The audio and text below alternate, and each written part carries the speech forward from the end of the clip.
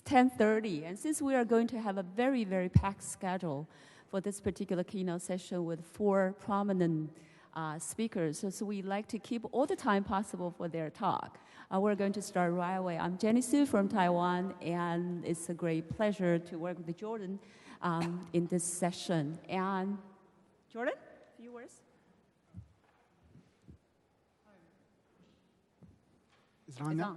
Hi, Jordan Petcha from Yale University, and it's my pleasure to hear the diverse group of speakers talk about biological aerosols. Some of them with a long history in this area, but also people who are relatively new to the area of biological aerosols, covering both infectious diseases and aerosol physics. Okay.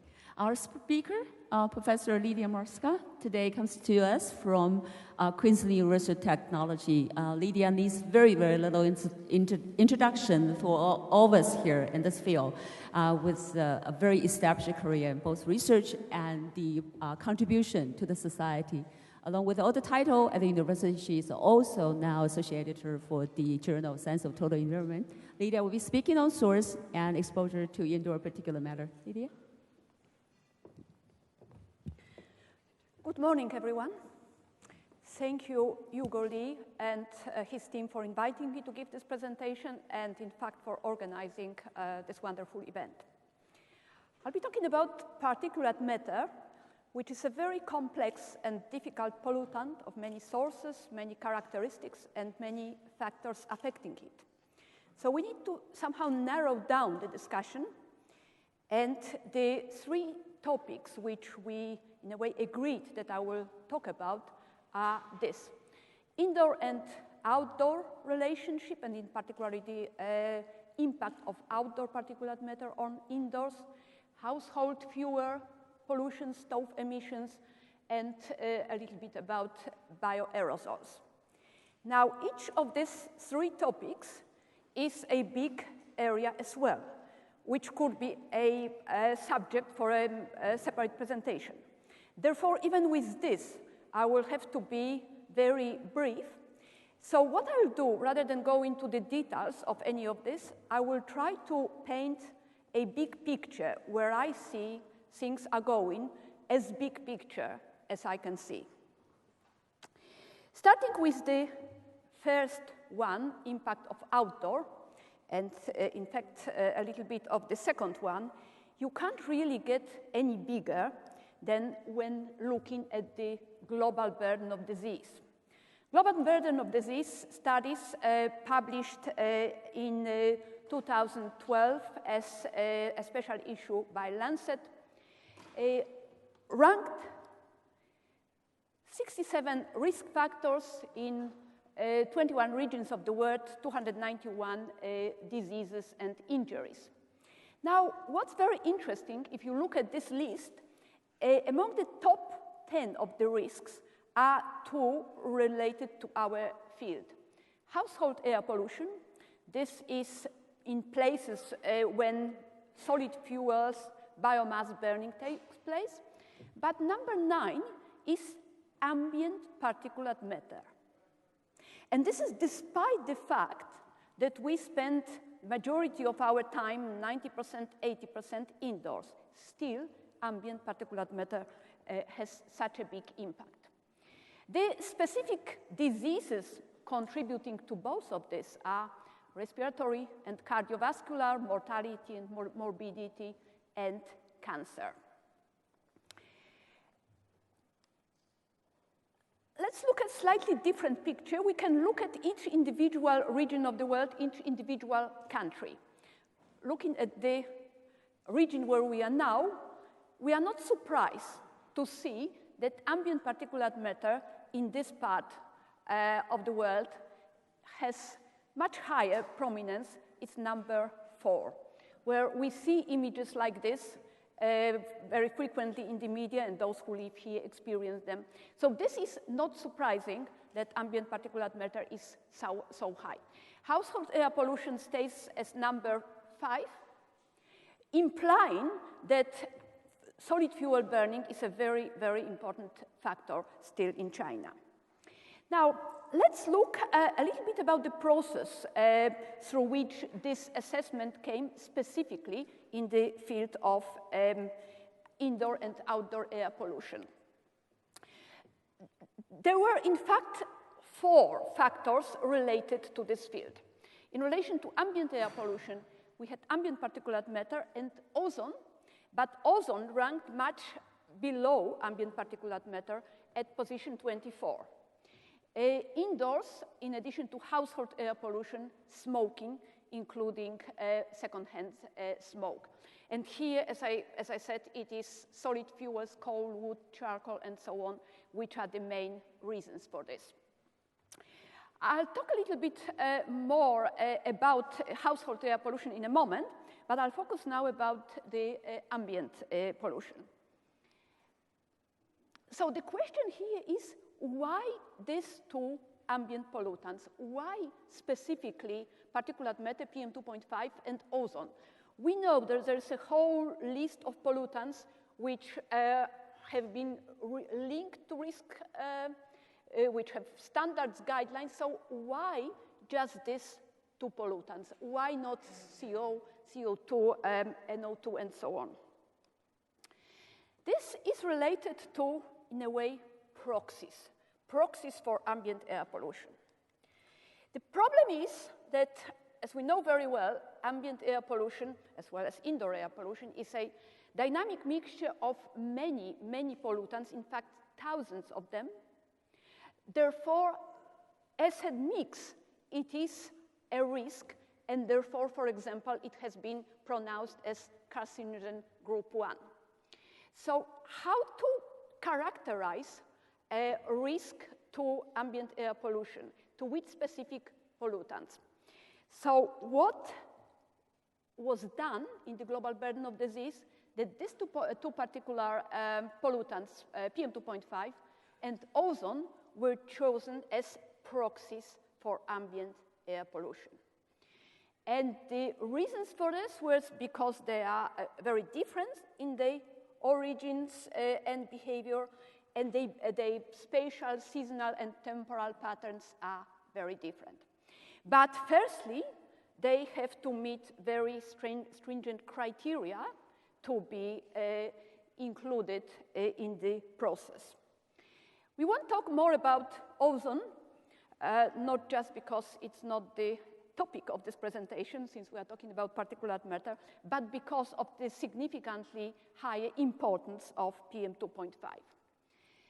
So we may ask a question, how PM2.5 fulfill the criteria, and in fact, what are the criteria? There are 4 of them. To be chosen for the process, the pollutant or the risk has to be a very important risk factor. So in relation to PM2.5, there's been ample studies, clinical, epidemiological, and so on, showing mortality and various aspects of morbidity related to exposure to PM2.5. It is also very important that there are accurate and sensitive measures to monitor the pollutant concentration levels. There should be a sufficient evidence of causal effect. And finally, that last point is that it should apply to different geographical regions. So it could not be something which is of significance here or there. It has to be more general. And PM2.5 fulfills this criteria. How this process was conducted in very brief explanation. This is a world map of PM2.5 concentrations estimated for 2005. You may ask how this map was created, since there are no PM2.5 monitors in many parts of the world, and particularly the parts where the concentrations are the highest. There was a very complex exercise of linking ground-based monitoring data, satellite monitoring, and modeling together to generate this global map. So now we've got the PM2.5 concentrations we now need to link them to the exposure-response relationship curves to estimate the burden of disease. So this is the general aspect. What has been showed already quite some time ago in the first edition of the WHO guidelines, this one in 2000, that all the points from all over the world where it was monitored fall on straight line. So that's the top graph. Since then, since 2000, there have been many more studies conducted worldwide. And now we have more extensive set of curves. So there are different curves for different health effects.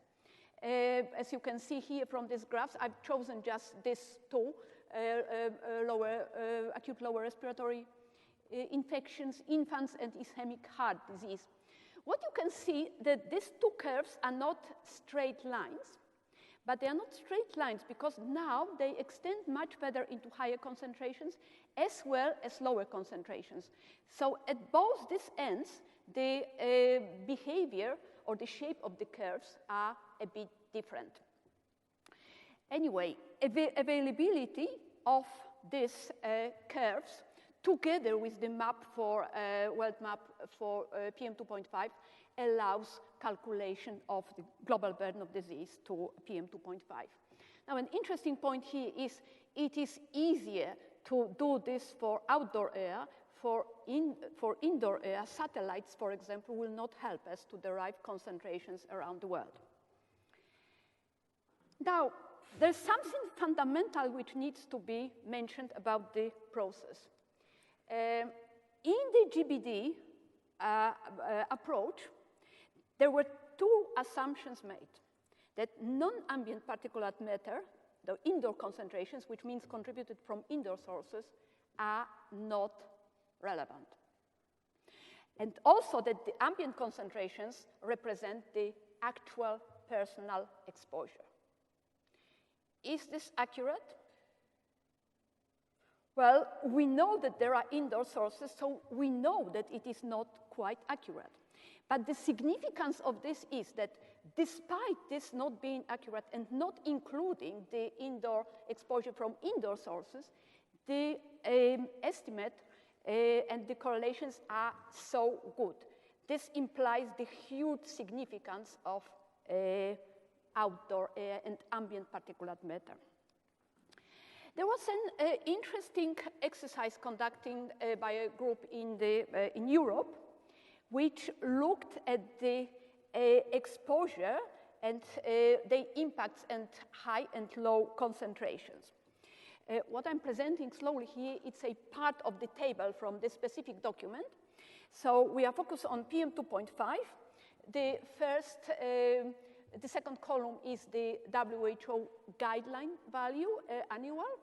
Now, what is showing the second and the third and the fourth cell is that under typical concentrations, indoor source contributes only 30%, and outdoor source, by it implies, contributes 70%.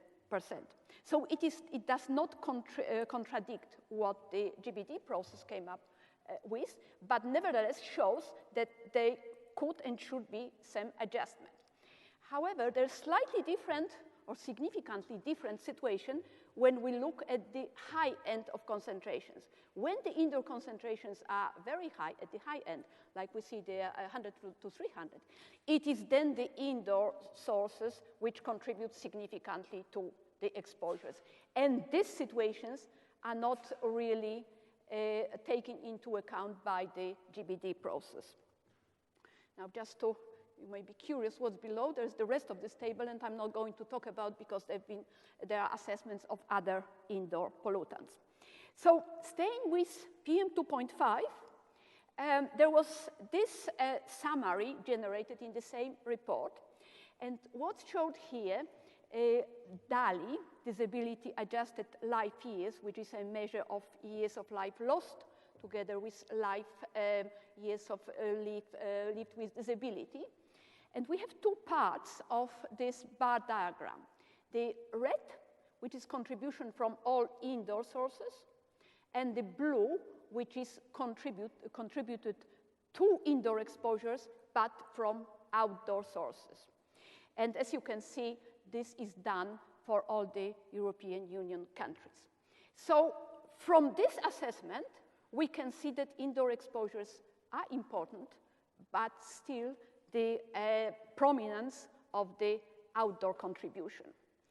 Now, there are lots of other information from this particular report and assessment and attribution to the key exposure agents.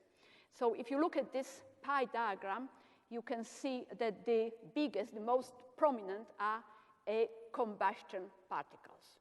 So no matter how we look at this combustion, and particles are a significant factor. There are a few others. You may wonder, for example, of the importance of VOCs. We talked yesterday about VOCs, and they are that little part of the pie. Is this the real situation? I don't think so. The problem is that there's not enough data on VOCs for this kind of assessment. So there's a huge role of having enough data to be able to generate a much more realistic assessment.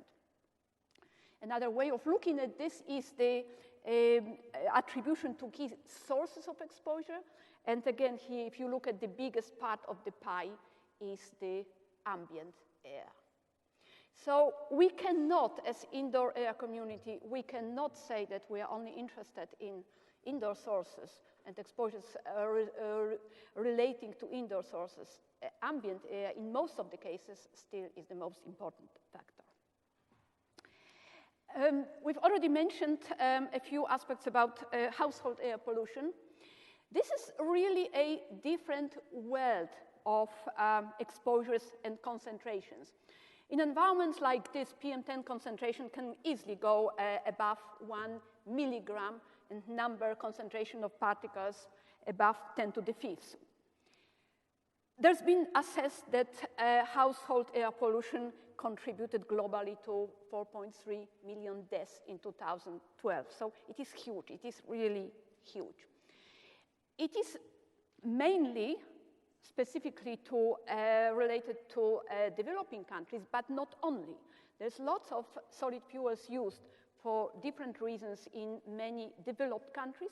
And for example, if you are at winter time in Australia, in Tasmania, in a city like Launceston, you would see it engulfed in pollution from stoves like this as well. So the problem is a bit broader. Now, in terms of fuels, what are the fuels and who relies on them? This is, again, when you look at the magnitude of this is a different scale of the problem. Almost 3 billion people around the world still relies on solid fuels for cooking and heating. 3 billion people. 1.3 billion people don't have electricity, access to electricity. And 2.8 billion have no access to clean fuel for cooking. So, as I said, this is the magnitude of this problem is an order of magnitude or 2 orders of magnitude higher than to anything else we've discussed. Is the situation going to change?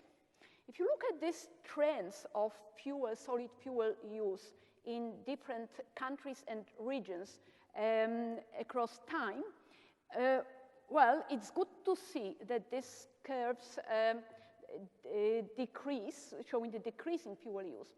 But it was a somehow faster decrease in the first 10, 20 years of this diagram. But in many of these curves, as you can see, they are kind of leveling. So it is not something which is going to change within the next 5, 10 years. It can still, with business as usual, it can still continue for several tens of years. If we look at the distribution of the DALIs around the world, this is the situation. Africa is one of the worst parts of the world, but Asia and parts of South America is also significantly affected. So this is a huge problem. I'm not going to talk about studies or measurements, just to mention one of our recent investigation in Bhutan. In this study, we used, perhaps for the first time, or one of the first time, personal monitors for particle number concentration, which gave us concentration in real time. So what we can see on this diagram, the curves peak around the cooking time. It starts from 15:30, 3:30 p.m., because that's where the child started wearing the monitor, as seen on this picture here. Now, if you look at the concentrations going to 10 to the 6 of particles per cubic centimeter, we have never, ever seen concentrations like this in any other environment. We had to stop these measurements because the instrument was in danger of being damaged. So we are now not just talking about doing more exposure measurements and concentrations exposure, but we are starting, it's a shift to something else. Very soon, a WHO guideline document on household fuel combustion will be released. The document already obtained clearance, and we expect that within the next few weeks will be available. So this was an exercise conducted by the WHO and took about 2 years or so. Now, the document will provide recommendations about fuels, about emissions, and so on. But what I'd like to stress here are the last 2 key points. The focus on interventions.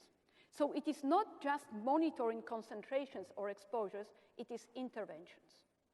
Something which will design the studies, design the approach, will change the situation and focus on the interventions. WHO now is really committed to helping countries, assisting in implementation of the guidelines and on the interventions. But we would be kidding ourselves if we would say that release of the document will change this situation. There are huge challenges, and these challenges going far outside science and technology of the stoves. The worst affected are the poorest, of low purchasing power, high risks to the investors and markets. The home cannot be easily subjected to regulations, so we are talking about much broader policy instruments which would have to be implemented. Little data on the actual exposures, so how are we going to monitor progress? Anyone going in this area of household fuel pollution has to realize, as I said, it's not just science or technology. The picture and the issues are huge and much broader, and this has to be taken into account. Now, the last topic which I'd like to talk for the next few minutes are bioaerosols.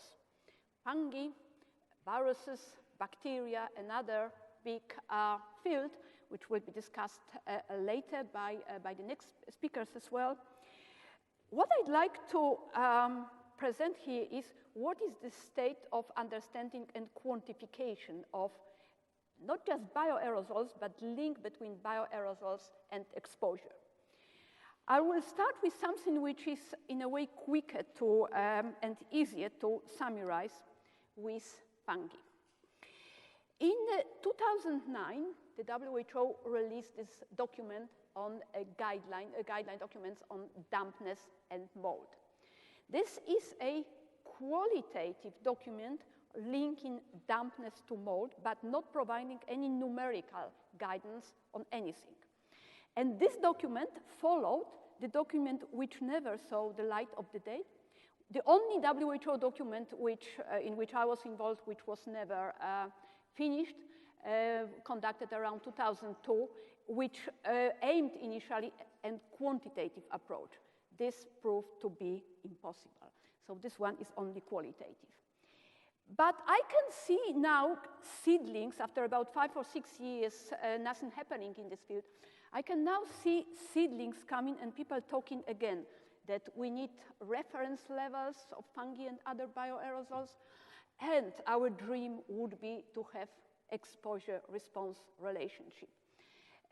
we should look for them. There was a very interesting discussion conducted about a month ago at this particular conference, the third Workplace and Indoor Aerosol Conference.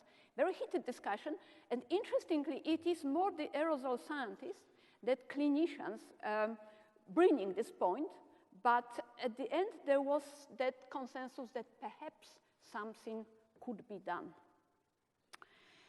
Now, what's here on the screen is the first slide of my keynote presentation at the Indoor Air 2005 conference about infection spread.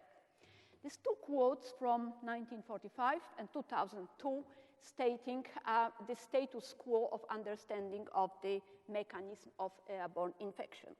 And basically, those two coming to the same conclusion despite almost 60 years between them.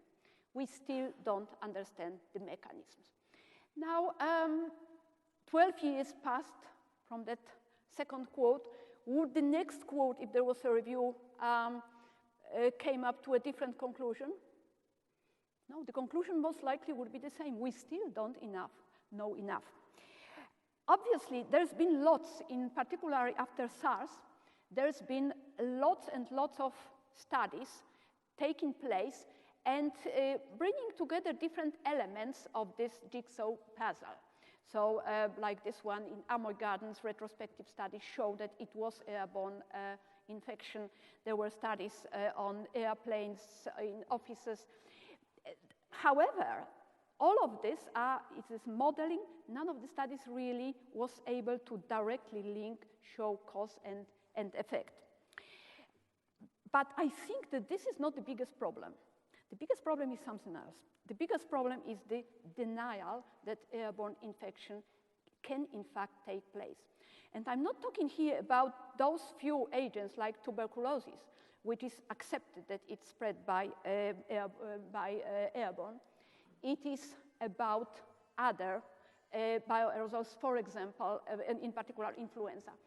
If you go to the current website of the US CDC, you'll see this quote. Airborne transmission over longer distances, such as from one patient to another, has not been documented and is thought not to occur. It doesn't happen. Now, our little frustration, a quote from an Australian Research Council grant application reviewer stating plainly airborne infection transmission is not possible. Well, our grant killed. No progress. So I think this is the problem is denial that this is happening. Yet in our community, we've done lots of estimates, and we truly believe that it can happen, it does happen. When we link ventilation to infection risk, if these agents were not airborne, ventilation would not remove them. So it is logical, and we don't need a discussion or convincing ourselves that this is the case. We can even calculate this. We can predict what this infection could be like. This little exercise here to predict the risk of influenza in a passenger car for people traveling with one person infected, assumption about the quanta, and using the Wells-Reyes equation. So we look at this curve, so we can, dependently whether it's low, medium, high ventilation and duration of the trip, we can predict what is the risk of influenza and transmission. We can predict it, but we haven't showed it. Well, bigger picture, this is not only ventilation which contributes to not the only mechanisms of airborne infection spread, and the whole list of other factors which have investigated, which have been linked, and have been shown that have impact on influenza transmission. But the big question here is, what is the fate of infectious aerosols in the air? If a person speaking is infected, how far does aerosol go? How far infectious aerosol travel? Medical dogma and arm length. Big droplets. If somebody is 2 meters further, will not be infected if I'm infected. Is this right? Well, we've just published a study using this particular device tunnel. At the end of the tunnel, you see a person. This particular group of people were people with CFD patients, and we looked specifically of Pseudomonas. So we are not talking about viral infections, but bacterial. But did this dogma about this arm's length apply to this bacteria as well? So is it right? Well, the answer is wrong. Easily, the whole length of the tunnel, and the tunnel was over 4 meters. So it is not true that past arm's length, there are no infections. Well, the second question is how long cough aerosols or any aerosols from expiratory activities remain in the air. What's the medical dogma? Seconds, because we are talking again about this short distance. And the response is wrong. What we've shown, slightly modifying this tunnel, adding a rotating drum in which we were able to keep this bacteria suspended in the air for much longer times, that dependently on the size of the particles containing Pseudomonas, they can stay in the air suspended for much, much longer, up to easily 45 minutes. Obviously, the concentration decreases, but still they are there. So, therefore, this is not true that infection cannot happen. It is still whether we believe it or this or not. It's much more difficult to conduct this study with viruses, but our group and some other groups as well are moving in this direction as well.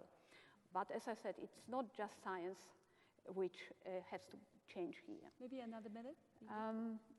Conclusions almost. Okay.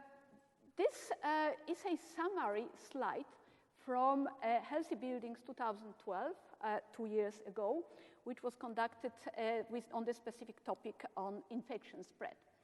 And it came up with, many of you from this group participated in this, came up with a few summary conclusions. And the first one is the most important. It's a huge gulf in thinking between clinicians, engineers, and scientists.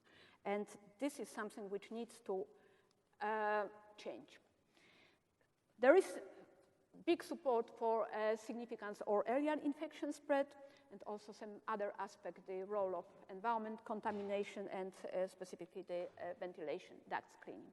But this first, about change of thinking, is something which is a key element. So, in conclusion, bringing together these three fields together, outdoor air, a very significant contribution to indoor particle matter exposure.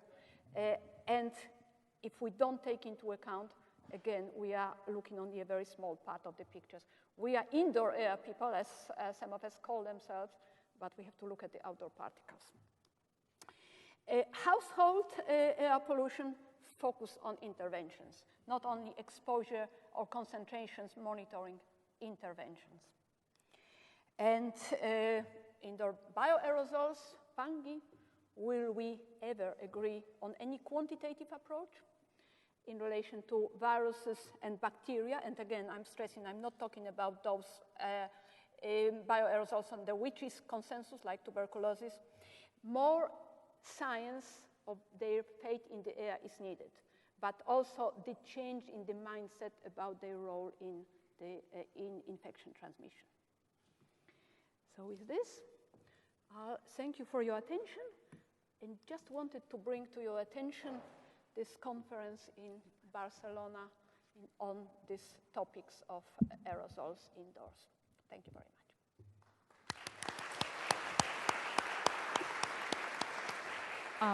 Thank you, Lydia, for a very well-organized and structured global view of how indoor particulate sources and exposure vary across the regions and the particular populations.